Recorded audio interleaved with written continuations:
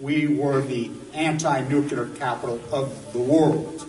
I was an autistic kid. My father was a drafted United States Marine, an incredible man. I come from an incredible family. My uncle stood on Omaha Beach on D-Day. I grew up on a huge ranch out by the lake. He was a beautiful, incredible person. He was at Pendleton, combat ready, and they were human guinea pig. They were marched into the trenches in Nevada. They're called atomic veterans. He nearly died at the blast. Between 1951 and 1968, we had 300 open-air tests.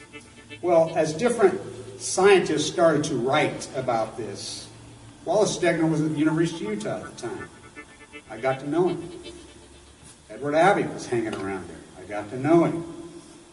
I got to know all these environmentalists, and I was an environmentalist, and it was a passionate, intense subject matter there. All nuclear fighters, all hands on deck, all hands on deck, all hands on deck. All nuclear fighters, all hands on deck, all hands on deck, all hands on deck. They'll be calling you a radical. Twingate, 311, whatever you want to call it. I call it Pacific genocide, whatever. It's fucking giant conspiratorial across all demographics. All nuclear fighters, all hands on deck, all hands on deck, all hands on deck. They'll be calling you a radical. All nuclear fighters, all hands on deck, all hands on deck, all hands on deck. Twingate, 311, whatever you want to call it. I call it Pacific genocide, whatever. It's fucking giant conspiratorial across all demographics. They'll be calling you a radical. May God have mercy on all of your souls. Nuclear power was evolving. We were promised, oh, this can't happen. They'll be calling you a radical. Time for everybody to crawl out of their dogma snuggies. Especially there in California, Oregon, Washington, Vancouver, Canada. Especially San Francisco. I know you're all laying there. You're all comfortably numb. Oh, I'm comfortable. Look at my real estate value, honey. Honey, remember we paid $200,000 for this house in 1980? It's worth $3.2. I hope it gets worth $1 billion someday. Let's go refi it for the 68th time. Ooh, you think the Fed will keep the interest rate at zero forever? That's a stimulus, honey. Yeah, that's the only stimulus you've formed have freaking got in San Francisco. Comfortably numb. A lot to talk about today. A lot to talk about. It's Blue Hearts on Valentine's Day. I'm headed to Via Pier in the Central Valley, Diablo Canyon. I'm leaving Thursday. Get there Thursday afternoon. We're going to set up on the pier for Valentine's Day. Now, I need one of you activists out there. Huntington Beach, one of you guys, a bunch of you are there. I need some help. Now, what I'm going to do, here's the plan. Early in the morning, we're going to go down onto the pier. I need either a roulette wheel or one of those big spin wheels you see at the carnival. I mean, I'm sure you can rent them. I've called down there. There's places that said that we can rent one. You can get one over there on the pier, and we'll cut out signs that just have different names of different nuclear reactors in the United States. Of course, we'll have our shirts on that say Chernobyl, Fukushima, who's next. It's important we do that there. And you can spin the wheel. Everybody gets a turn spinning the wheel as nuclearism, American Roulette, the game that some can win and everyone can lose, which we all lost on 3/11/11. As Barry Antoinette came right out himself, said, let them eat yellow cake, as the entire nuclear cartel.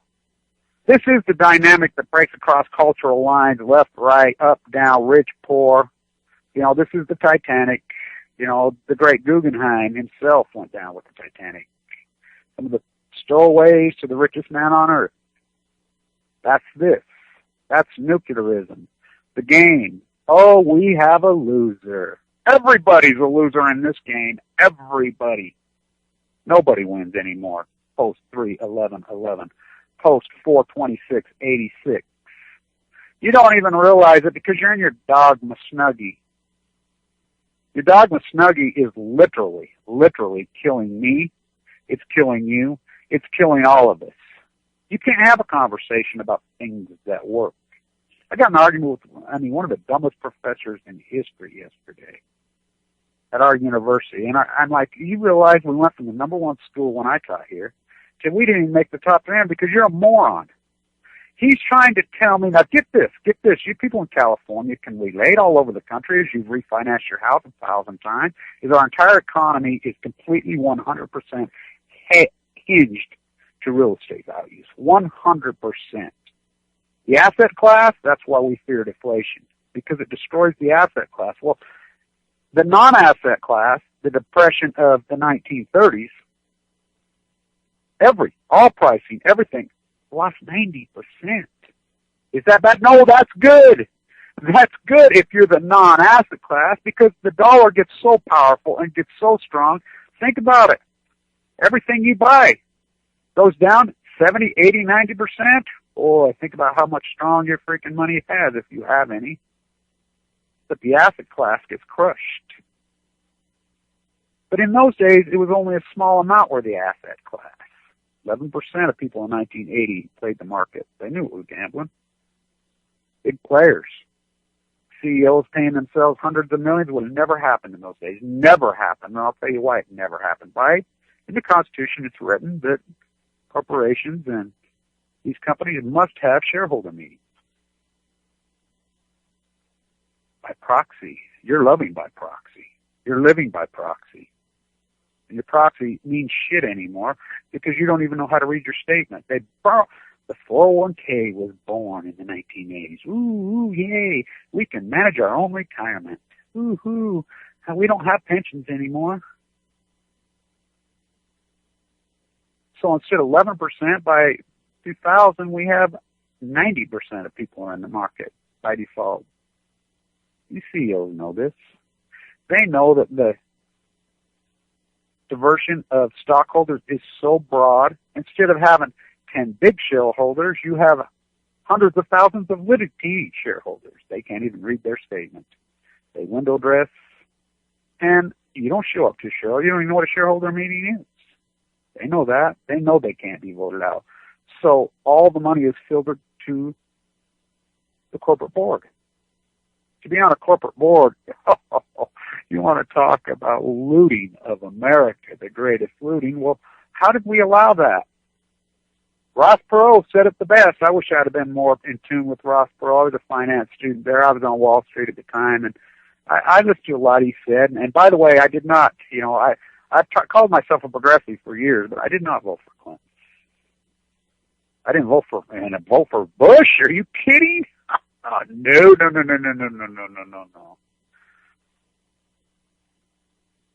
Ross Perot, which party, red or blue, is the party of terror?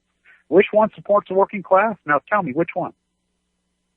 We signed NAFTA, and we go to what you guys call the New World Order. There's nothing new about it, the old world order, feudalism. You'll hear a giant whoosh. Oh, we heard a whoosh. There's been two things that have been gigantic failures in our baby boomer, ignorant, dogma, snuggie worlds that all of you live in and all of us participate in. Two major, major failures. What's that old saying? To continue doing the same thing and expecting different results is the definition of insanity. Science fiction economics, yeah, that's my term. Nuclearism. That's it. That's the two giant failures. Until we understand and realize what giant failures they've been and how many people they are killing. They're both killing. It is usury. Are we the most immoral people in the history of humanity? I think so. And all of humanity. Yeah. Because we all participated in slavery. I mean, this goes all the way back, long before Jesus, long before any, way, way back. This is the quintessential fight between slavery and non-slavery. You all believe in slavery. And I can prove that every single one of you believe it. You'll say you don't. You'll say you don't. Right down to the grandsons of antebellum South slaves running down the NFL field with hair extensions from executed Chinese prisoners. Walmart. Save money, better living. That's the biggest lie in human history. Yeah, the Walton family, and I don't mean John Boy. Pure evil. But you allowed the pure evil because here's the facts. of the matter. The facts of the matter, American populace still supports nuclearism, and when they know nothing about nuclearism. The American populace still supports the fact that people who whistleblow and tell the truth should be incarcerated, Megan Rice. The American public still believes, fact, that global trade is a success. You save $2,300 a year on your Walmart bill when you lose $80,000 a year at your job. You believe in slavery. Every one of you believe in slavery. Now, is that bad or good? I don't know. It's the age-old economic argument. Just like the age-old economic argument has been tariffs. Low interest rate, this moron professor tried to tell me that that's how you stimulate the economy. I says, maybe in a temporary way. Now let's think about the Reagan recession. What did the Volcker Fed do? Raised interest rates. I'll never forget this. This is when I knew CNN was completely gone, and academia has been hijacked and gone. David Gergen, we're talking the dean at Harvard. We're talking the chair. Probably makes $500,000 a year at Harvard. He says at the midterm, the Obama midterm, they had a board sitting there of, 10 monkey fucks. I'll grin and sound like they're fucking experts when they're dumber than fucking dirt, everyone, including fucking Gergen. What a fraud. David Gergen. Well, King, and not Justin, John. Justin King's a great writer. Reagan was not dealing with this unemployment at the midterm like Reagan was. When the unemployment rate was to the decimal, identically at the Reagan midterm and the Obama midterm. Now, things led up and destroyed it. The fake phony war that you all participated with a yellow sticker on, because you're baby boomers. We want wars we don't want to pay for. We want nuclear free energy too cheap, Demeter, but we don't give a fuck where we put the waste. Just store it in somebody else's backyard when there is no answer for the waste. Giant failures, because you can't have a conversation about tariffs. You can't have a conversation about enforcing antitrust laws. You can't have a conversation about usury. Yet you claim you're Christian and you're religious, when usury is a pillar of Christianity. Well, all religions across all faiths. Usury is a pillar, the pillar. You don't even know what it is. This country had usury laws. Every state. What's a usury law? The maximum interest rate you can charge. 5, 6, 7% above prime. Prime's less than 1%. The falsely stimulated interest rate to the downside. Alan Greenspan, the greatest terrorist who ever walked. We've been laying there fighting this game now for 14 years.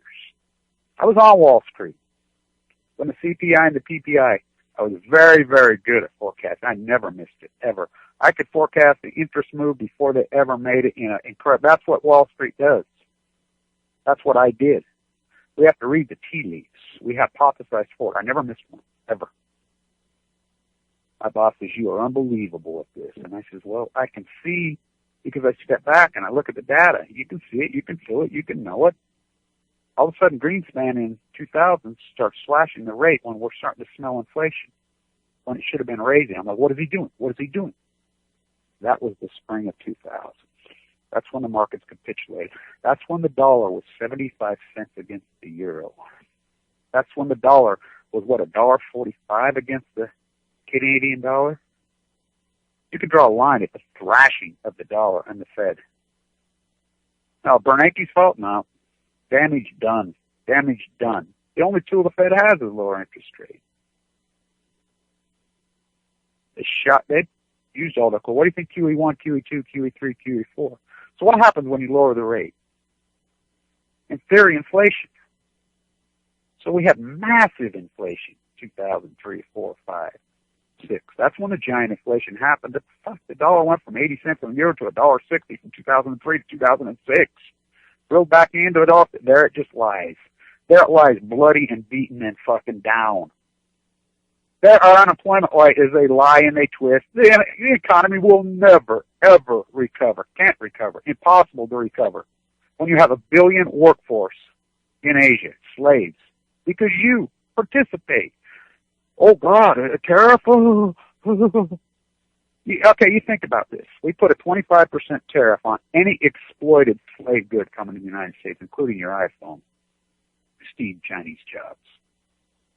Not only would that put our jobs back here, just like it did in 1770 or 89, paid off the debt from the Revolutionary War. Just like it did in the late 60s, paid off the Civil War, paid for Reconstruction. Just like it did after World War II. Did you realize the tax rate after World War II on the wealthy was 92%? 92%. These guys are bitching about 31%. If he went to them and says, okay, fuckers, you don't want to pay for this war? Well, let's watch this country be devastated. Watch your dollar be devastated. Either you freaking pay it off through your tax. They knew that we came that close. So they agreed to do it. But you don't see. You participate in your own dogma and your snuggie. Oh, nuclear is good, isn't it? It's the replacement for dirty coal. Well, dirty coal is dirty, filthy, freaking stinking coal. Going to be cleaned up, of course. But it's not the answer. Solar's the answer. Guy told me, oh, batteries from solar. Really? Really? That's how dogma, the old, people want to have conversations in 1996, 2002. Solar farms right now are directly to the grid, from the sun to the grid. So what if there's only clouds? Really? Really? Has any of you ever spent any time in Arizona or in southern Utah, here where I live? Any of you ever been here in the Great Basin in the desert where I live? Clouds? They're so rare. We don't get clouds. We have 300 sunlight days a year right here in Utah. Southern Utah, probably 320, 330. Doesn't happen. From the sun to the grid. Oh, we need a new grid. No, we have a grid. Tied in. We don't even use nuclear power. We don't use it. So when we go to Diablo Canyon, we're going to set up that wheel with all these reactors. Diablo Canyon is the most dangerous in the world, besides Fukushima Daiichi, which is in quadruple meltdown. Really, there's 6 meltdowns over there. As everybody all decide, oh, we're going to test the kelp. The Cal Berkeley, San Diego State, La Jolla, we're going to test the kelp. I'm down there this summer for the USS Reagan. I like how that's a new story to you morons. And Alex Jones and all these idiots are reporting it as snow. Chink from the Young Turks shitting themselves snow. It's fucking foam, you dumb fuckers. It's foam. It was foam. It's a scrub down. By the way, when they decommissioned it and parked it off in Washington, they still did tours while they were scrubbing it down. By the way, they had a Little League football camp on it. I'm in San Diego at the hearings with the transcript this summer when they were going. I'm there the whole time. We set up on the pier at Huntington Beach. I did. I should say we. I. That's how it's been in this fight. We have a small army that participates, but not many. People say, oh, yeah, I'm in this to win it. Yeah, and I keyboard activism is important. Very important. You know, it's done a lot of good. Knowledge is information, but until we come out of our dogma snuggies and get to work on this and start to support us radicals, it's not going to change. Everybody says, Kevin, when's it going to change? When all the baby boomers are dead, which is going to happen quicker than you think because of the cancer pandemic. That's not my words. That's the World Health Organization. As they're posturing and grooming you. So here's the scientists. We're going to test the kelp now. Really? Really? 3 fucking years later? So here's where the wealth is being accumulated in the United States. The real unemployment in the United States rate is right around 30%. That's a fact. I can prove it. I can prove that they'll tell you the median income is $40,000 when it's less than $20,000. We have the illegal immigration problem is more than the illegal immigration problem. It's not the illegal immigrant and the working class, it's the legal immigrant. It's the fact that people can, because they believe in slavery, and they believe, people will willingly pay people cash under the table in restaurants, in construction, in all these trades, which, by the way, is illegal. But we don't enforce those laws. White-collar crime is legal. We don't enforce it. So people do it because you all believe in usury. Is that bad? I don't know. I don't. I just happen to think it's wrong. I think it's wrong. Now, am I wrong or right? I don't know. I don't know. But from a morality issue, from an economic issue, it's always failed. Economically, it has always failed. Well, we had the Revolutionary War. This has been a quintessential fight among economists from day one. You go back. Milton Friedman, he believes in slavery and usury. Does slavery and usury benefit in an economic? Yes, it benefits a very small group of people, just like it's done. Just exactly, it's played out like it's always played out. Oh, we had a Revolutionary War. Oh, we had a revolution in Russia. Oh, we had a revolution in France. Marie Antoinette, let them eat yellow cake. Oh, that revolution started by 7 people, maybe 6 people, and one of them was what, 10 years old, 8 years old? The American Revolution started by how many people sitting around bar? Sam Adams, dressed up like Indians, throw the freaking tea over the bowl? Anglo-Saxons lived in America for 150 years. Why then? Usury. They didn't believe in it. Now, Hamilton and Jefferson in a debate. Now, which one had slaves? Which one had slaves? Which one was sleeping with his slave? Which one had huge inherited wealth? Which one drank freaking 2 gallons of wine a day? Which one blew by today's standards several $billion? They were both brilliant geniuses, but which one did not believe in usury? Did not believe in slavery? Oh, Hamilton, the orphan boy, that little orphan boy in the Caribbean who watched the slave trade, who did the books for the slave traders, an 11, 12-year-old boy. George Washington's pseudo de facto son, who was too honest.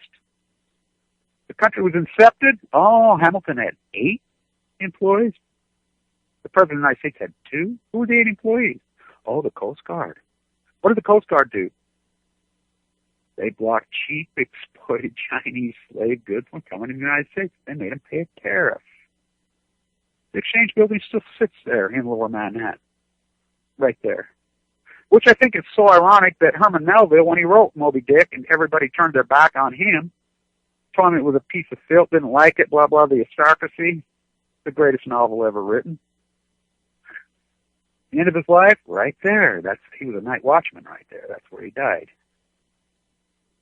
These circles all come back and tie together. Humans are no different now than they were 500 years ago, 1,000 years ago, 2,000 years ago. Technology change? Absolutely. Splitting the atom? Absolutely. Big time. Big time, big time, big time, big time. Can it be fixed? Nope. Can it be stopped? Oh, yes. It has to be stopped. It has to be stopped. You got Hanford up there, leaking into the aquifer. You got Energy Solutions, the dump site out here where they parked the San Onofre generator illegally, lit up like a Christmas tree. You got their site in South Carolina leaking into the aquifer dramatically. You got Hanford leaking into the aquifer dramatically. You got Harris in North Carolina who caught on fire. You got Cahoon who flooded by the floods of the Mississippi River that had a freaking leak. You got Carlsbad where the pilot cabin, because we won't build Yucca Mountain, or we did build Yucca, we don't want it in there, catches fire. Oh, it's a salt truck. We go on and on and on. We got San Onofre, which I was one of the leads on getting San Onofre shut down. I said they will never reopen. No one listened to a word I said. That was a year ago today. That hearing was a year ago tomorrow that I was at. Like, they followed me around. Ask Joni Ray, ask any of the witnesses. I flew down there in critical condition. I organized through my YouTube site. We packed that meeting like no other. Joni Ray and I went over to the site. I said, look up in the parking lot. Look up. She says, what are those on the light bulb? I said, they're solar panels. Even they don't believe in their fucking own lies. They bust in 7 busloads of fake union workers. I'm an ex-union guy. I'm a union plaster for 35 years. I said, you guys ain't union guys working here. They fed them, whatever. I said, be careful. I go in there, they'll probably end up beating me to death.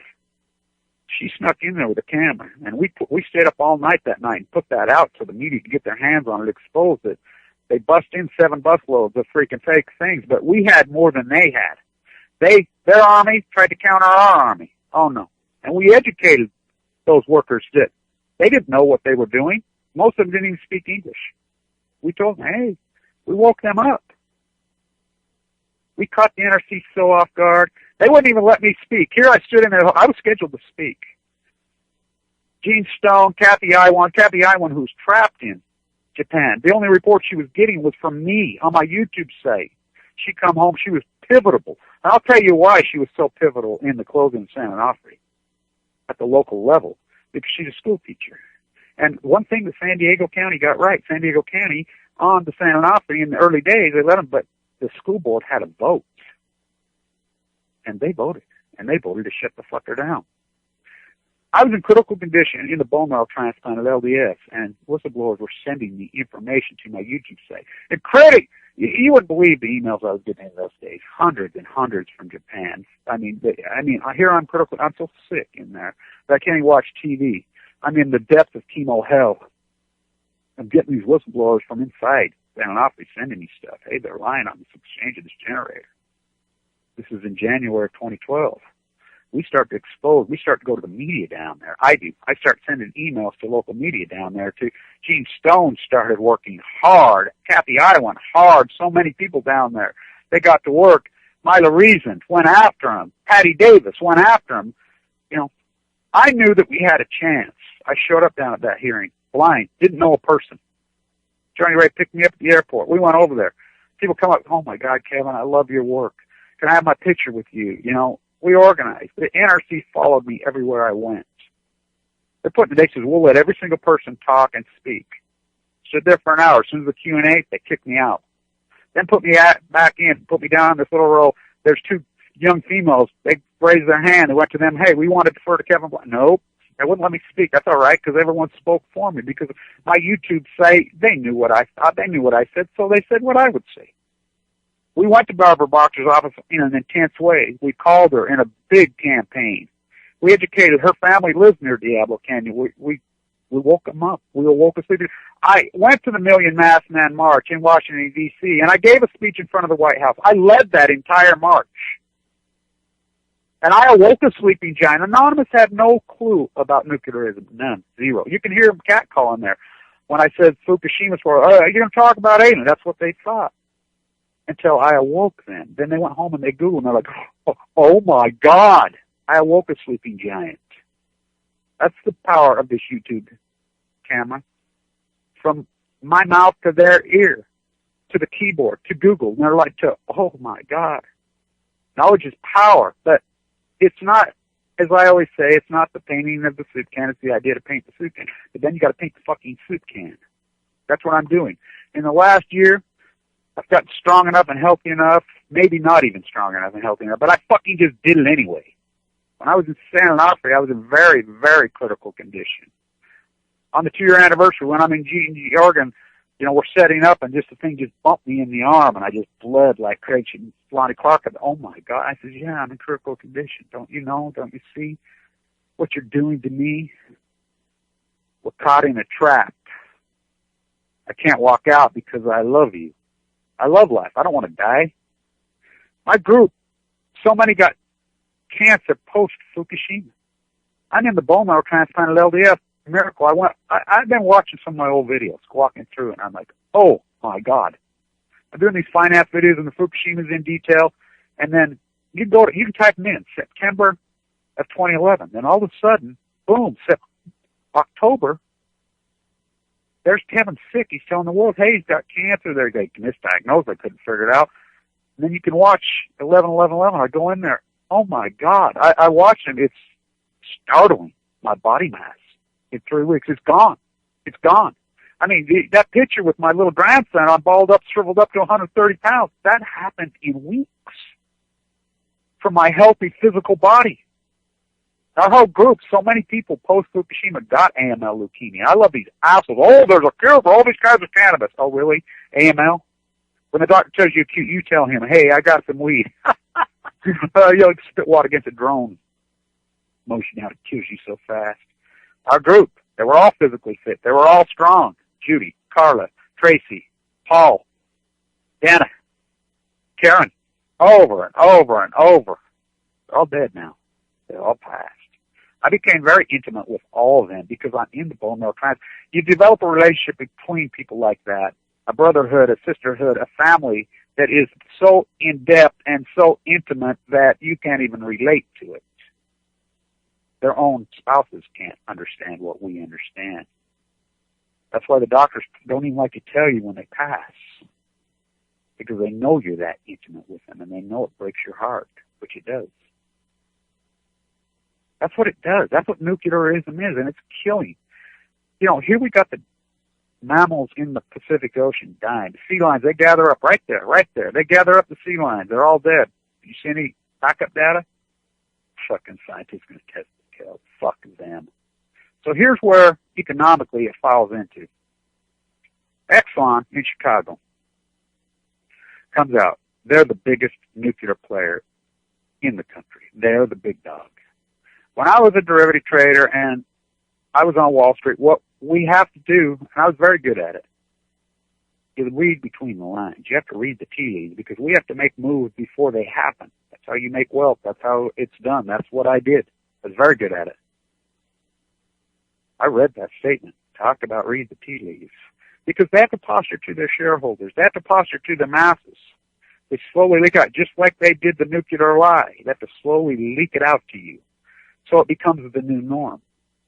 So their stock doesn't collapse. So their real estate market doesn't collapse. So their tourism economy doesn't collapse. That's all it is in California. You think them Californians give a fuck about their own family, about anybody, about the death of the fucking dolphins, about the sea lions, the death of the starfish, the sardines, the two garfish. Oh, this is a once in fucking 100-year event. Then 5 days later, another one shows up.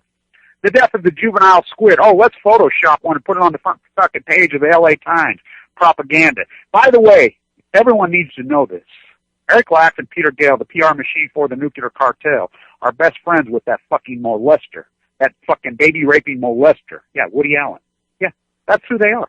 That generator that always shows up in the LA Times, that green, pretty fucking drawing with the butterflies and the birds flying up, they post over on, yeah, that's Eric Lax and Peter Gale. West 10, top of UCLA, the medical center. Well, I've been in East 8. He's a no-good motherfucker. They're creepy fucking henchmen. They are the SS.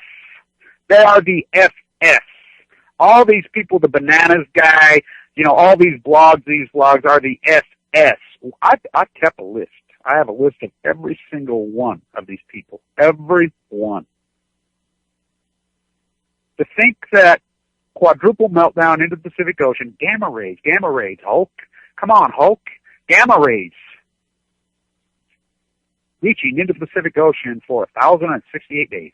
Oh, there's no byproduct of that. Oh, it's a big bathtub. Oh, the kelp, you know, and fucking liars. Fish swim. That's why I go through my rant, stay on tuna. They caught a fish a year and a half ago over there with 16,000 times safe limits. Fish swim. Eat that fish, you're going to die. I will guarantee you, you're going to die. You don't know where the fish is coming from. Right after Fukushima happened, the first lunatic, teabagger revolt, fucking lunatic, AstroTurf, Koch brothers whacked out, freaking get a gun, buy some gold, freaking cut welfare when we're spending trillions of dollars in a nuclear theater. The debate's going on. 10 days after the freaking 3/11/11. They need a sacrificial lamb. They cut $10 million. I mean, think about $10 million on a multi-trillion-dollar budget. $10 million. Sacrificial lamb out of the food inspection chain. When it should have been, you don't know where the fish is. They'll say, oh, wano caught in Alaska. You don't know that because there's nobody watching the store. They do what they want. So how do you eat fish? Any fish. I mean, that fish showed up the other day with 3 eyeballs on it. You know, makes you want to run right over to Wendy's and get you a fish burger, don't it? You don't know. The fish swim through some hot particles of Pu-239, Pu-40, strontium-90, which we know factually causes leukemia. We know for factually it kills you. Dead. We know that from the 40,000 atomic veterans in the desert, which my father was one of them. The game of nuclearism, the roulette wheel, will set up on the pier. Diablo Canyon, San Onofre, Hanford, Homestead, Oyster Creek, Pilgrim. Oh, yeah, we're going to show up and protest at Pilgrim. They're in trouble. Yankee. Oh, yeah, we got Yankee shut down. Over and over and over. They're all over. Look at the map. They're old, they're tired, they're worn out. You think about this. Not even the fact of the matter that the waste, there's no answer for the waste. There is no answer for the waste. None. Zero. It's everywhere. Not even the fact that meltdowns do happen.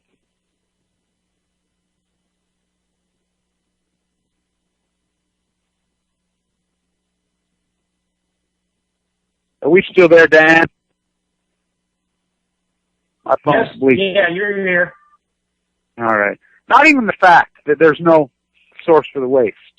The fact of a meltdown. They told us when this fight was going on, I was heavily involved. I knew Edward Abbey personally. I knew Walt Stegner personally. I knew Richard Miller under the cloud personally.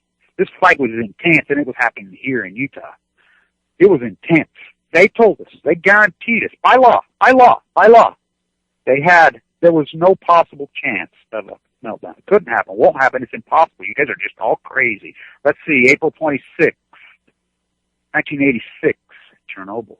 What a cover-up. Oh, you thought it was the greatest cover-up in human history until Fukushima. And that's what kills me about Fukushima 3/11/11. We have social media. We have YouTube. And you were told. And you know, I'll tell you how I can prove that people do know, yet they're just in denial. Fish consumption out of the Pacific Ocean in the last 48 months has declined almost half. People aren't, they know. But they're in their dogma snuggies. They divide up. Because they're all about bitching and freaking having fit. They're not about solutions and answers. It's like people say, oh, you can't put it in Yucca Mountain.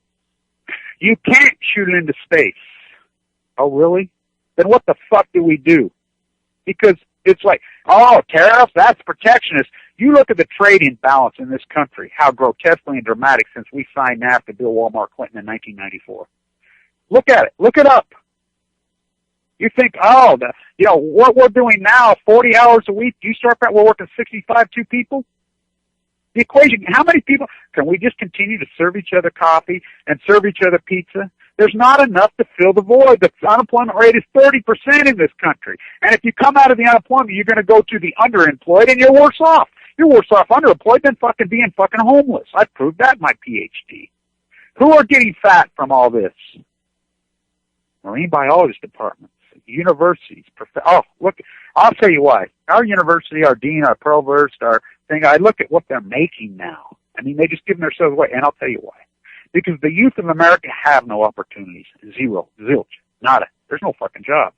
I mean, you really want to go fucking serve coffee or fucking serve fucking food to somebody your whole fucking life? Are you kidding me? So they go to college. So college has swollen. They've got huge. Those dollars flow into those coffers. And, oh, are they spending it? That's the only people that are benefiting it. Oh, are they spending it? Some government employees, a lot of government. The boomtown of America and the boomtown of economy, of course, Manhattan, New York City, which is nothing more than the giant shopping mall for Europeans because of the weak dollar, just like Europe was for us. We went to Milan for Christmas. We went to Paris. We went over because our dollar was so strong for so long post-World War II. Now it's the opposite. They come here. 53 million tourists in New York City last year. Boom economy. Washington, D.C., the paid, the dragons. I've been there. I've seen it firsthand. The median income in those 3 county regions has doubled. It's almost over 100,000. They all work for the military industrialized complex. Nuclearism. These are your tax because you're afraid of the boogeyman. Ooh, they're going to get some Iranians got a freaking nuclear. No, they don't. They know they fucking don't. They ain't got no nuclear program. That's all bullshit. It's the shiny ball. Ooh, when we have the nuclear cartel here. Megan Wright will be sentenced on the 18th, from what we hear. I got an email this morning. There's rumors, it's just rumors, that there's being a deal struck right now, and they're hashing it out, and they're really going after it today. I got a rumor there's going to be some breaking news today. I hope. I don't believe it. Like her niece said, yeah, the real powers that be will get involved when pigs fly. 84-year-old nun. Her and Greg and Michael broke into Y-12 where they make nuclear weapons illegally. Oak Ridge, Tennessee is breaking the law every day. We signed a non-proliferation contract to get rid of all nuclear in good faith, which we've done the opposite. We're breaking law, but isn't that what America does? I mean, we waterboard people against the Geneva Conventions. We waterboard people against our own. I mean, we break international law all day, every day. We don't care. We drone strike and kill people just for the fact because we want to. Kids. I always go back to when they got Saddam's freaking two sons, Hootie and Fucky and Wappy or whatever the fuck their name was. You know, they had kids. You do know they fucking killed their children, too. They killed the man, woman, and child. They genocide. Not to mention, then fucking Dick Cheney, the greatest fucking evil terrorist in fucking human history, flies over fucking white phosphorus and sprays our own Marines. They're coming home with leukemia. Depleted uranium. Oh, where does that come from? What is that? What is depleted uranium? It's in our bullets. It's in our bombs. It's everything. Because it's their answer to nuclear waste. Oh, just fucking use it on to that biblical place where the Euphrates and the Tigris meet. That ancient, beautiful, spectacular biblical. Let's freaking contaminate it and kill and birth defect it and murder for hundreds of thousands of years. Let's destroy the fucking earth. Because you all participate, because you're in your fucking dogma snuggie. Oh, we can have a conversation about tariffs. Oh, nuclear, that's the replacement for dirty coal. When you don't even know what you're talking about. You're ignorant, and we spread it. You know, it's lazy, it's arrogance, beyond generational arrogance. It's usury. You know, we go to Walmart, you know, we shop and buy this stuff made in Bangladesh. Shirtwaist Fire 2.0, 3.0, 4.0, 5, over and over and over. Type in the Triangle Shirtwaist Fire of March 25th, 1911. That's what I was pushing post-ignorance towards. I was in Manhattan, at Washington Square, the whole winter of 2010, organizing what turned out to be the Occupy movement. That was me and a small group there called Post-Ignorance. We were pointed for the 100th anniversary of the Shirtwaist Fire. It happened right there. Oh, who taught right there in that building? Megan Rice's dad. Oh, Dr. Rice is Mary Evelyn Tucker, her cousin, the famous professor. Ecological Studies, Yale. She hugged me outside that courtroom. She sat inside that courtroom. Powerful. Oh, did she rock that judge's world. Oh, did she let that prosecutor. She's a tall, her impeccable knowledge oozes from that woman. She's got on the stand. Theodore, the prosecutor, that little woman, he called, get this, what was the word he used for Megan Rice? It slips my mind right now, but it's disingenuous. Disingenuous, he used. Disingenuous. She got up there and she says, I was really taken back when he used that word. Disingenuous? She's the most genuine, real person ever. Talked about it. So she goes right to Gandhi. She goes right to Mandela. She goes right to Martin Luther King, which, by the way, 1959, Martin Luther came out. Martin Luther was hardcore anti-nuclear. Hardcore. He knew. Dorothy Day. That's who raised Megan. Dorothy Day. Catholic workers' rights. What's that great quote? We need a revolution of the heart, and it all starts with you, Dorothy Day. She says, the great giant lineage of Gandhi, of Martin Luther King, of Mandela. Megan Rice is that lineage. She lives it. Oh boy. She tried to make a citizen's arrest, which we need to make all citizen arrests on Oak Ridge, the nuclear cartel, Y-12, General Electric's board of directors, Westinghouse's board of directors. They're fucking criminals. They're breaking the law. She went in there and tried to freaking call attention and make a citizen's arrest. It had to be done. They're breaking the law, not her, not to mention Blackwater guarding it, spending billions of fucking dollars. When I talked to multiple people from Oak Ridge, said it was one of the most heavy, which it should be. What's in there? Are you kidding me? One of the most heavily secured places probably in the world, which it was. We deregged that and turned it over. Privatized everything. What happens when you privatize everything? The greatest army, it's feudalism, the return of King George, 1774. The biggest army wins. You don't have roads, you don't have police forces, you don't have nothing. You privatize everything. The biggest army wins, takes it out. So who's got control? The military-industrialized complex? Oh, yeah. The nuclear cartel? Oh, yeah. Because we don't fight back in an intelligent way. We knee-jerk. We get caught up in wedge issues. We get caught up in gay marriage. We get caught up in guns. We get caught up in all these wedge issues that we can't even have a conversation politically. We can't have a conversation locally. Look at the way people vote. People don't even know who the congressman is. Yet they'll vote. They'll just check a box. red or blue, the red pill or the blue pill. It's outrageous, as Ross Perot said. Which one defends? Which party defends working class? There's only one answer. There's only ever been one answer. Raising the minimum wage, is that the answer? No, that's the freaking like giving a Band-Aid to an AML leukemia patient. That's like eating a potassium iodine pill. It's going to do nothing. Tariffs. But where does that come from? Until every single one of us in the United States can look ourselves in the mirror and say, hey, I refuse to be a slave owner. I'm not a plantation owner. I refuse. Foxconn putting nets around their freaking buildings so that the Apple guys making the phones can't jump to their death. I jumped to my fucking death too. 37 cents an hour, and that's wage inflation. So they've moved to Indonesia now where slavery is legal. We all participate. I remember when Walmart freaking back in the day was Sam Walton would roll on his grave. They all would. Everyone would. I remember when we went after Kathy Lee Gifford for using sweatshops. I remember when we went after Nike. That wasn't that long ago. Not now. Not now. We've all bought it in. We drank the Kool-Aid, lock, stock, and barrel with nuclearism and science fiction economics. Lock, stock, barrel to our own deaths. Till we will kill ourselves. We will mow ourselves down in the prime of our lives in our own dogma snuggies. Not me. I'm not climbing on the fucking boxcar, and I'm not taking the fucking shower. I'm not going to do it. Am I going to try to negotiate these guys that have a gun to my head? Oh, yeah. Oh, yeah. I'm going to use every trick I've got. I'll use my art. I'll use my creativity. I'll use my sexuality. I'll use my strength. I'll use my knowledge. I'll use every single tool I got in a creative way to try to make these monsters understand. Because we can't beat them. We're outgunned. The military industrialized complex can drop a gnat from outer space down your freaking vent pipe. We have to change them from within. Dorothy Day. We need a revolution of the heart. We need to become a moral people, not sexuality. I'm not talking about sexuality. That's your own damn business what you do with that, as long as you're over 18. I'm talking about usury. I'm talking about enslaving other people. Oh, look at these. I got these brown people, hungry people from the South mowing my lawn. Look at me. Oh, they cook my food.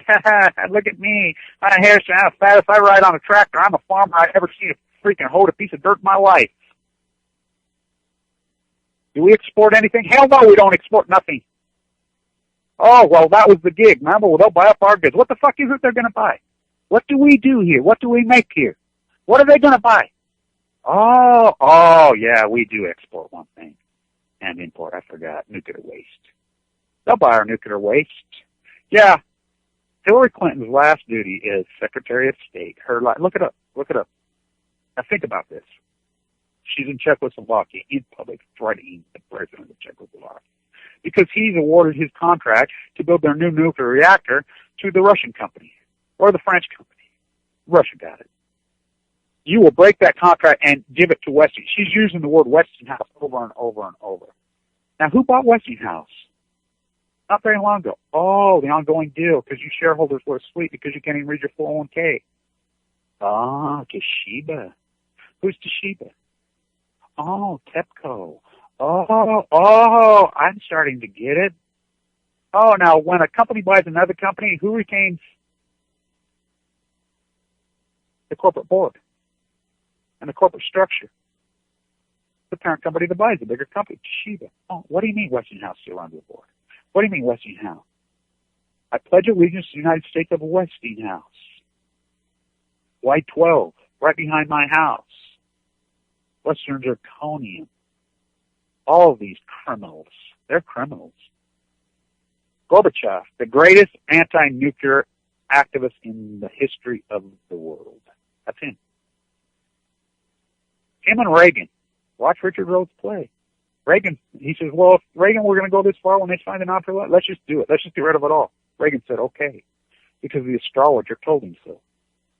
He was going to do it. His aide grabbed his arm to stop him from signing. He says, we'll come back tomorrow. They had, two aides had hold of his hand. Wouldn't let him. Gorbachev's wife died of amyloid leukemia, by the way, post-Fukushima. That's 580,000 men entombed Fukushima. I think over half of them are already dead. We could have entombed. Oh, yeah. The Navy and the Marines, they wanted the keys to Fukushima. But To send a massive operation in would be the death blow to nuclearism. The marine biology departments along California, we're going to test the kelp, San Diego State, University of Washington, Cal Berkeley, all of them, they have the data. But the data's not good. I have whistleblowers inside Berkeley. I love it how the whistleblower came to me and I put out there and wanted monitoring information, which they hid. They were collecting all the time. Then, 2 weeks later, boom, there it appears. It's amazing. It's amazing how, when they're pinned down, they come forward. California tourism economy. California tourism economy. When I was down there at Pacific Beach, little girls going out and picking up the kelp, the trees, the debris that floats all day, every day from the ocean. Writing names on the beach. That's what children do. That's what people do. That's what tourism do. They go to that beautiful, incredible beach. Why wouldn't you? Pacific Beach, Huntington Beach, Via Beach, they're spectacular. San Onofre, got to be the most beautiful freaking beach in North America, maybe in the world. Let's build a nuclear reactor up there. People don't even know what it is. Oh, what's right there? Oh yeah, Camp Pendleton, the Marines. Whoa, what a price they paid. The Atomic Marines, my father, I've been ahead of the Atomic veterans for freaking decades. They should tell the story about them marching them unit pig, cutting their tonsils out, giving them LSD, killing them all. They all died of leukemia. I knew Leonard Byrd, by the way, holding paper cranes. He was the oldest one, last man standing alive. His wolf spirit. My father, he made it a long time, but he went. Semper Fi, those Marines were. They took their very best men, their most honorable men. I used to tell that story. People say, look at me like I had 3 eyeballs. Just like they look at me now when I talk about Fukushima's ongoing. All these scientists in this current media want to say, like it was an event that happened then. And now we're talking about the plume from then. Fukushima's ongoing. They've done nothing. Yeah, they got a wall. They're trying to catch it. Yeah. How long did it take them to build that wall? Frozen wall. Frozen. What a fucking joke. It's been leaching into the ocean the entire time, from wood holes. What a rat he's turned out to be. What a fraud he's turned out to be. John Goffman wrote about it in Poison Power, which I knew him personally. The famous professor from Berkeley. Oh, yeah, look what they did to him. Look what they did to Oppenheimer. He became hardcore anti-nuclear, the man who invented it. Oh, he's a communist. Look what they did to Einstein. People want to grandstand Einstein, all this and that and the other thing. The most powerful force on earth is compound. He wasn't talking about your bank account. He was so hardcore anti-nuclear, it was unbelievable. You know what they did to him at the end of his life? I mean, he was destroyed. People want to grandstand him. They don't even understand him, the nuclear theater. Look what they did to Martin Luther King. Look what they did to John Kennedy. The non-proliferation, the anti-open air treaty ban. 1963, July 26th, national television. I think is the greatest speech he ever gave. Watch it. It's on YouTube at the end. He talks about radiation poisoning. He talks about leukemia. We knew then. Rachel Carson. Oh, did she know? And if you don't think one person can make a difference, do you think anybody listened to Rachel Carson for years? They laughed at her. They scoffed at her. The greatest environmentalist in history? Yeah. Oh, yeah. Look what they did to her. When I got sick, there's a lot of very smart people out there. But Kevin, you're going to be the modern day Rachel Carson. Like, oh no, there will never be no replacement for that brilliant woman. Oh no, I couldn't freaking be 1/10 of her. And by the way, I don't need to die to be a martyr. I'm going to live. I'm going to show the path to live, and I'm going to show people's children how to live. Fresh vegetables. You're not going to take a pill, you baby boomers. You want a pill for everything. Do you have erectile dysfunction? Here's a pill. I'm fat and obese. Here, take a pill. Let's go have some bypass surgery. Let's get a lap band. Let's what was fin? And then we could sue later. Let's get rich from being obese and lazy and fucking fat. Go for it. That's what fucking marine biology department, names and titles. Work? We don't fucking work anymore. We don't do anything. And anybody who tries to work. Construction workers, oh, fuck that. We're going to bring in 97 fucking hungry people from the South that we disenfranchised farmers from Mexico, and we're going to exploit them. I fell off the roof and broke my back right over here. Yeah, when they did that, very fast with the Hawking trial. 10,000 freaking jobs. I could keep up with 5 or 6, but when I had to start competing with 15 or 20, I started taking chances, and I fell. I broke my back. There's no pills. There's no easy solutions. You have to walk. You have to stay strong. And don't be a maniac about this. Justice in moderation. Moderation. Fresh fruit, fresh vegetables. We have the availability. There's plenty of juice right here at our market. 2 for $3 they have this time of year because I'm friends with the manager. And he is a responsible produce guy. He's like, it's that time of year. It's the winter. We know we really need to bolster. So they don't have to do that. So he discounts all their fresh juices. You know, there's plenty of good companies that make them around inside greenhouses. You know, I drink a lot of carrot juice, and people say, oh, and I eat organic bananas. And people, you know, say, oh, you can't do that. It's one of the most sprayed crops. What the fuck ain't sprayed? And it doesn't matter about organic now because nuclear fallout's in the atmosphere. The marine layer rolls in. And the people in California are so dogmatic and so arrogant and so tied and hinged to their real estate values. Oh, look at me, honey. In San Francisco, we paid how much for our house? Oh, I hope it's worth $1 billion one day. Look at us. Asset class. Don't fucking keep that risk rate, that interest rate at 0. Keep the unemployment rate at 30%. Keep buying those slave goods because we're usury and we love our house. Oh my God, this nuclear, is it real? Our neighbor died of cancer. My brother died of cancer. My child died of cancer. My friend died of fucking cancer. Oh, brain cancer, pancreatic cancer, fucking liver cancer, fucking breast. Oh, I had my breast cut out. I had my prostate cut out. But, I'm worried now because, honey, I think our real estate houses are going to fall. Oh, I'm fucking Jerry Moonbeam Brown, the phony as fuck. Yeah, I'm worried now. I'm really worried now because my real estate values might fucking fall. And my pyramid scheme that I fucking built on my fucking over-mortgaged fucking house that I've mortgaged 97 fucking times. And I'm a marine biologist. I'm a provost at the university. I'm a professor in environmental studies at Berkeley, at San Diego State, in La Jolla, that I do fucking nothing. Oh, I'm going to get exposed for the fraud that I am. I don't know a radioisotope from a spent fuel rod. Yet I teach environmentally. I'm a quantum physicist, I say. I'm going to test the fucking kelp. I don't even know how to test the fucking kelp. Oh, let's go fucking rent the SS Minnow and fucking take a 3-hour tour. By the way, the professor died recently. Yeah, the professor died. What professor? Huh? What are you talking about, Kevin? Oh, from Gilligan's Island. Yeah. Fuck. I'm a professor, but not really, but I play one on fucking a university campus. PhD, peer review. What a fucking joke. I remember when professors used to fucking lead. PhDs came from not a piece of fucking paper and a peer review. A lot of PhDs, by the way, didn't officially have PhD. Dr. King, did he get one from a peer review at Harvard? Oh, fuck no. Was he a PhD? Oh, fuck yes. One of the greatest PhDs in fucking history. His brilliant fucking soul. He didn't want to do what he was fucking doing. He didn't want him. They picked him and said, hey, we have to have you. He knew that it would cost him his life. He knew. Right there in Tennessee again. It all comes back to fucking Knoxville, Tennessee. Megan Rice will be written about for fucking hundreds of years.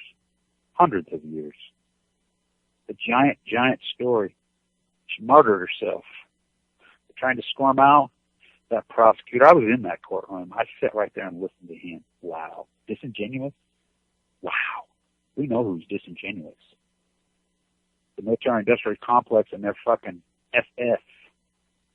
She's trying to fucking call attention to they're breaking the law. They're still making more and more. They just tested some. Their new round of nuclear bombs. When we signed the non-proliferation contract to get rid of them, and we signed it. All you phonies that say, oh, Reagan, by the way, Reagan was a fucking blue Democrat from California. You know, he would be considered a raving lunatic liberal on this fucking day and age. We need everybody like Reagan. Yeah, maybe go to the astrologer, but he did have some things right. He and Nancy. He was anti-nuclear. See you on the pier at on Valentine's Day. We'll set up our will of misfortune, where some can win and all can lose nuclearism. Stand tuned.